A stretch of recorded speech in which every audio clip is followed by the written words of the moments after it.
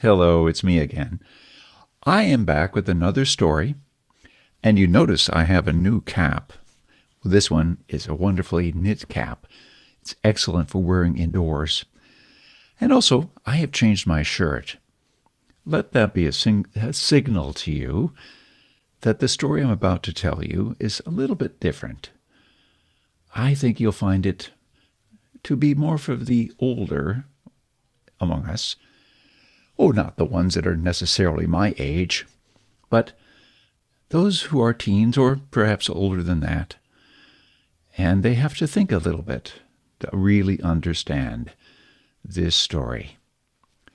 It's also by Hans Christian Andersen. The title is The Naughty Boy. Once upon a time, an old poet, a really nice and kind old poet, was sitting cozily by his potbelly stove, toasting apples.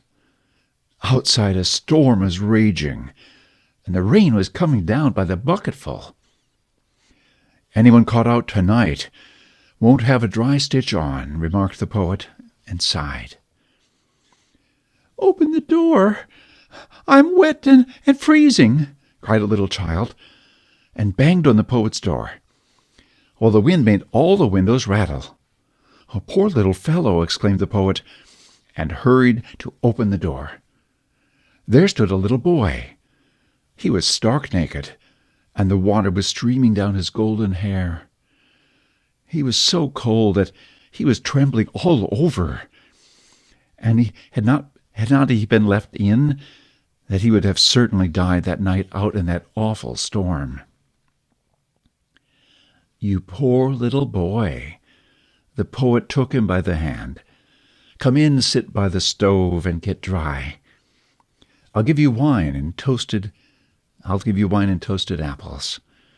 You are a beautiful child." And that he was.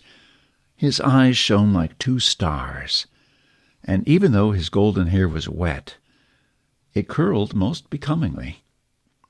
He looked like an angel as he stood there, pale and shivering. In his hands he had a bow and some arrows, which were much the worse for having been out in the rain, for all the colors on the pretty arrows had run into each other. The old poet sat down next to the stove with the child in his lap. He dried his hair and warmed his hands in his own. Then he gave him a toasted apple and a glass of mulled wine. The boy soon recovered. The color returned to his cheeks. He jumped down from the poet's knees and began to dance around his chair.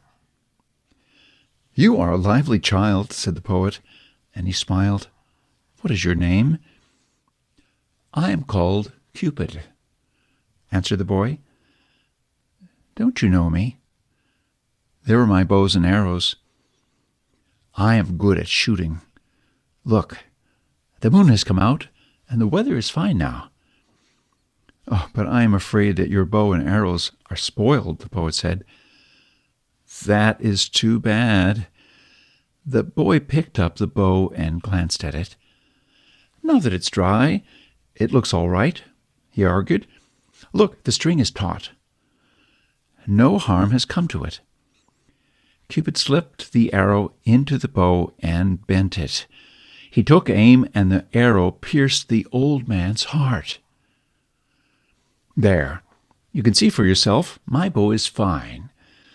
The naughty, ungrateful boy said laughingly at the poor old man, who had taken him into his warm living room and giving him mulled wine and the very best of his toasted apples.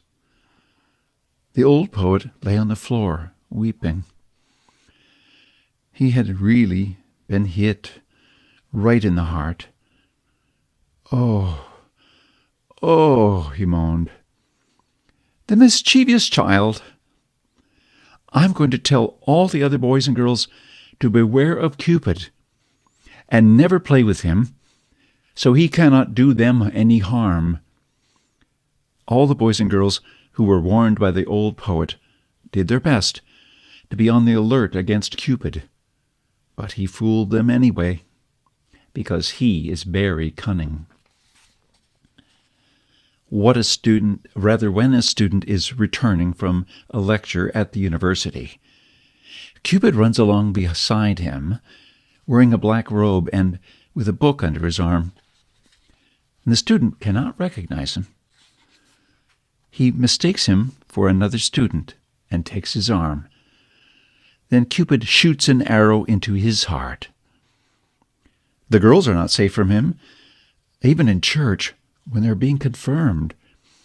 In the theater, he sits astride the chandelier, and nobody notices him up there among the burning candles, but they feel it when he shoots his arrows at them. He runs about in the royal parks and on the embankment where your parents love to go for a walk. He has hit their hearts with his arrows once too. Ask them and see what they say. Cupid is a rascal.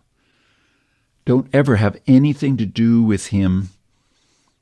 Imagine he once shot your poor old grandmother right through the heart.